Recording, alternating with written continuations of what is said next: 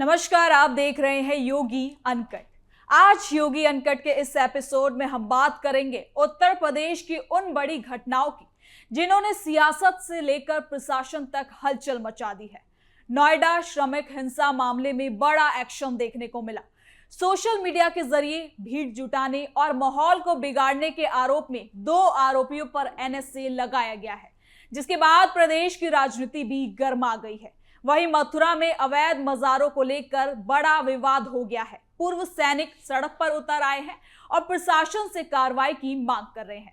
इसके अलावा बुलंदशहर में सपा सांसद की टिप्पणी पर बीजेपी महिला मोर्चा ने जोरदार विरोध प्रदर्शन किया। पीएम मोदी के खिलाफ बयानबाजी को लेकर अधिकारियों को ज्ञापन भी सौंपा गया है। उधर यूपी में मौसम का भी कहर देखने को मिला। आंधी, बारिश और बिजली गिरने की घटना से 80 से ज्यादा लोगों की मौत की खबर सामने आई है। हालात को देखते हुए सीएम योगी आदित्यनाथ ने प्रभावित परिवारों को मुआवजा देने और राहत कार्य तेज करने के भी आदेश दिए हैं। तो चलिए बिना किसी काटछाट के जरा विस्तार से जानते हैं पूरी खबर।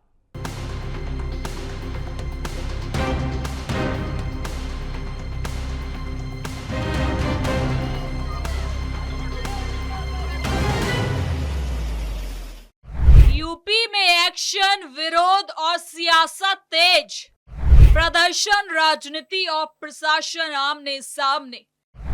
सोशल मीडिया से हिंसा फैलाने का आरोप। योगी अनकट में सबसे पहले बात नोएडा और ग्रेटर नोएडा में हुए श्रमिक आंदोलन और हिंसा, क्योंकि इस मामले में पुलिस ने बड़ा कदम उठाते हुए 2 आरोपियों पर राष्ट्रीय सुरक्षा कानून यानी एनएसए लागू कर दिया। उनमें सत्यम वर्मा और आकृति शामिल है। दोनों को मजदूर बिगुल दस्ता का सदस्य बताया गया है। जांच एजेंसियों का कहना है कि दोनों लगातार श्रमिकों को प्रदर्शन में शामिल होने के लिए उकसा रहे थे। साथ ही पुलिस का यह भी आरोप है कि इन लोगों ने सोशल मीडिया के जरिए भीड़ को न केवल उकसाया बल्कि माहौल बिगाड़ा और हिंसक घटनाओं को बढ़ावा दिया।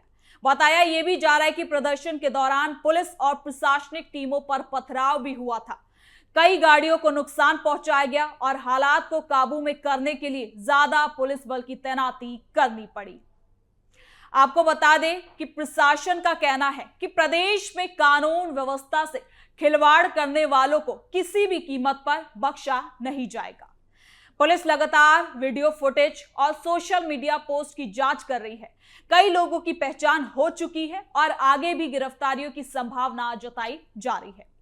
अधिकारियों का कहना है कि प्रदर्शन के नाम पर हिंसा फैलाना और सरकारी व्यवस्था को चुनौती देना गंभीर अपराध है और यही वजह है कि इस मामले में एनएसए जैसी कड़ी कार्रवाई की गई है। 13 अप्रैल को नोएडा में जो हिंसा देखने को मिली, उसके बाद पूरे प्रदेश में सुरक्षा एजेंसियां एक्टिव हो गई है। पुलिस ने संवेदनशील इलाकों में निगरानी बढ़ा दी है और सोशल मीडिया मॉनिटरिंग तेज कर दी गई है। इसके साथ ही मथुरा, बुलंदशहर और आंधी से क्या कुछ तबाही हुई है, आइए जानते हैं इस रिपोर्ट में। योगी सरकार का एक्शन मोड ऑन। मथुरा में अवैध मजारों पर बवाल। पूर्व सैनिकों का सड़क पर प्रदर्शन।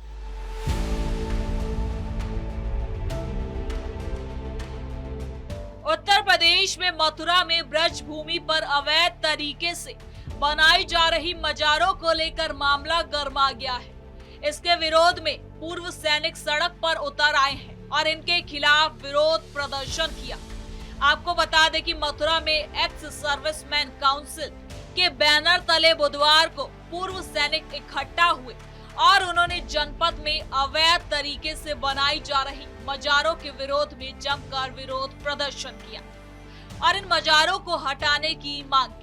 तो वहीं बुधवार को डिप्टी सीएम केशव प्रसाद मौर्य भी मथुरा पहुंचे थे। सैनिकों ने डिप्टी सीएम से मिलने की कोशिश की, लेकिन पुलिस कर्मियों ने उन्हें रास्ते में ही रोक लिया। हालांकि इस दौरान पुलिस और प्रदर्शनकारी सैनिकों के बीच तीखी झड़प भी हुई। पुलिस फोर्स ने जब उन्हें रोकने की कोशिश की तो विवाद बढ़ गया और पूर्व सैनिक जबरन आगे की ओर बढ़ने लगे, जिसके बाद उनकी झड़प हो गई और जमकर नारेबाजी की गई। वहीं इस मामले पर डिप्टी सीएम केशव प्रसाद मौर्य से भी बात करने की कोशिश की गई। पत्रकारों के सवाल का जवाब देते हुए उन्होंने कहा कि अगर कोई अवैध होगा तो भारतीय जनता पार्टी की सरकार है, बीजेपी सरकार में कुछ भी अवैध नहीं हो पाता। कोई शिकायत होगी तो कार्रवाई जरूर की जाएगी।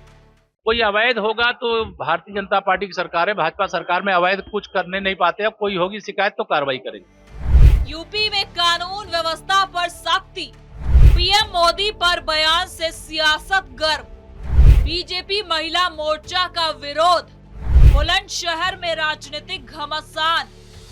योगी अनकट में आगे आपको बता दें कि बुलंदशहर में बीजेपी महिला मोर्चा ने प्रधानमंत्री नरेंद्र मोदी पर समाजवादी पार्टी के सांसद की टिप्पणी के विरोध में गुरुवार को प्रदर्शन किया। कार्यकर्ताओं ने प्रशासनिक अधिकारी को ज्ञापन सौंपकर सांसद के खिलाफ कार्रवाई की मांग की। बीजेपी महिला मोर्चा की मीडिया प्रभारी कल्पना वर्मा ने बताया कि समाजवादी पार्टी के सांसद अजेंद्र सिंह के द्वारा प्रधानमंत्री नरेंद्र मोदी के बयान को लेकर की गई टिप्पणी आपत्तिजनक है।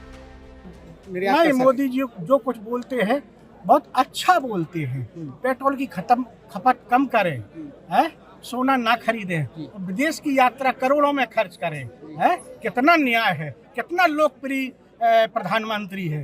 इतना देश विरोधी ऐसा कोई प्रधानमंत्री आज तक हुआ नहीं है और न आगे आने वाली सरकारों में ऐसा मिलेगा। तो अगर आज आप लोगों ने ज्ञापन दिया, अगर आपकी मांगे नहीं मानी, आगे क्या है रणनीति? क्या मांगे नहीं मानेगी तो सरकार को अंजाम भुगतना पड़ेगा। सपा ईवीएम का विरोध करेगी? बिल्कुल करेगी। सपा क्या, पूरा इंडिया गठबंधन जो है पूरा सब लोग विरोध करेगी। ईवीएम रोकने के लिए, बैलेट पेपर से चुनाव कराने के लिए हम बर्बक संघर्ष करेंगे और करते आए हैं और आगे भी करेंगे।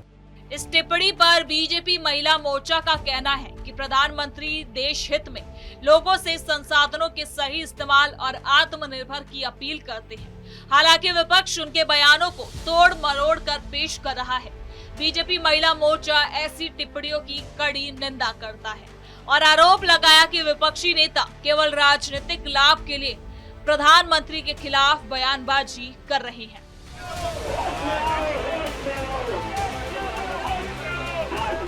प्रदर्शन के दौरान कार्यकर्ताओं ने प्रधानमंत्री नरेंद्र मोदी के समर्थन में नारे लगाए। उन्होंने कहा कि देश की जनता प्रधानमंत्री की नीतियों और नेतृत्व के साथ खड़ी है। आंधी बारिश ने मचाई तबाही, बिजली गिरने से कई परिवार उजड़े। योगी ने 24 घंटे में मदद के आदेश दिए। यूपी में मौसम और राजनीति दोनों गर्म।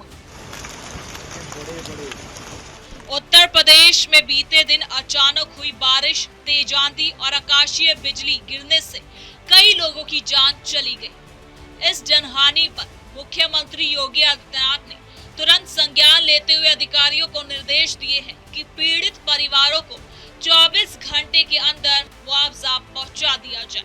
साथ ही सीएम योगी ने कहा कि मृतकों के परिवार के प्रति हमारी गहरी संवेदना है।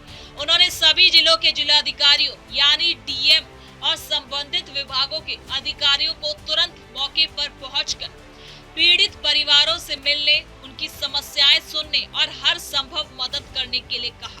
साथ ही सीएम योगी ने सख्ती से कहा कि इस काम में कोई भी लापरवाही बर्दाश्त नहीं की जाएगी। आपको बता दें कि उत्तर प्रदेश के कई जिलों में बीते दिन भारी बारिश, आंधी, आकाशीय बिजली से न सिर्फ 89 लोगों की मौत हो गई, बल्कि कुछ जिलों में पेड़ गिरने से सड़कें बंद हो गई, बिजली के खंभे टूट गए और कई इलाकों में घंटों बिजली बाधित रही। खेतों में खड़ी फसलों को नुकसान पहुंचने की खबर तक सामने आई है। किसानों का कहना है कि बेमौसम बारिश और तेज हवाओं ने गेहूं, आम और सब्जियों की फसल को प्रभावित किया है, जिस पर सरकार की ओर से राहत और बचाव कार्यों को युद्ध स्तर पर चलाने के लिए आदेश दिए गए हैं। कई जिलों में प्रशासनिक टीमें गांव-गांव जाकर हालात का जायजा ले रही हैं। बिजली विभाग को जल्द से जल्द सप्लाई बहाल करने के भी आदेश दिए गए हैं, जबकि नगर निकायों की टीम सड़कों से गिरे पेड़ों को हटाने के काम में भी जुट गई है। प्रदेश में लगातार हो रही इन कार्रवाइयों से, इन घटनाओं ने प्रशासन के सामने कई चुनौतियां खड़ी कर दी हैं। एक तरफ कानून व्यवस्था बनाए रखने का दबाव है, दूसरी तरफ राजनीतिक विरोध प्रदर्शन और सामाजिक विवाद बढ़ते जा रहे हैं। इसके साथ ही मौसम की मार ने सरकारी मशीनरी की परीक्षा और ज्यादा मुश्किल कर दी। आपको बता दें कि फिलहाल उत्तर प्रदेश में प्रशासनिक गतिविधियां तेज है। पुलिस प्रशासन और राहत एजेंसियां अलग अलग मोर्चों पर काम कर रही है। सरकार की कोशिश है कि कानून व्यवस्था बनी रहे, विवादित मामलों को काबू किया जा सके और मौसम से प्रभावित लोगों को जल्द से जल्द राहत पहुंचाई जाए। वहीं विपक्ष लगातार सरकार की कार्यशैली पर सवाल उठा रहा है। कुल मिलाकर इन घटनाओं ने यह साफ कर दिया है कि उत्तर प्रदेश इस समय राजनीतिक, सामाजिक और प्रशासनिक रूप से बेहद एक्टिव दौर से गुजर रहा है। आने वाले दिनों में इन मुद्दों पर और ज्यादा राजनीतिक बहस और प्रशासनिक कार्रवाई भी देखने को मिल सकती है। तो फिलहाल के लिए योगी अनकट में इतना ही। देखते रहिए कैपिटल टीवी उत्तर प्रदेश। कल फिर मिलेंगे नई खबर के साथ। धन्यवाद।